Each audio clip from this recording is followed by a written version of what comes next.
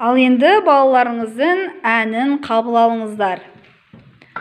Әлемнің жарығын сыйладың сен маған, даланың әр гүлін жинадың сен маған. Сен берген құстардың қанатын самғаған, балалық құштарын өзіңе арнаған. Әлдилеп аялап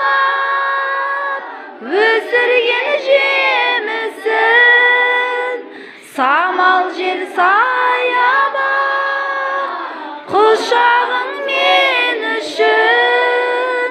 Есейіп кетсем де мен саған сәбимін, көгілдір көктемде көзіңнен танимын. Есейіп кетсем де мен саған сәбимін, көгілдір көктемде көзіңнен танимын.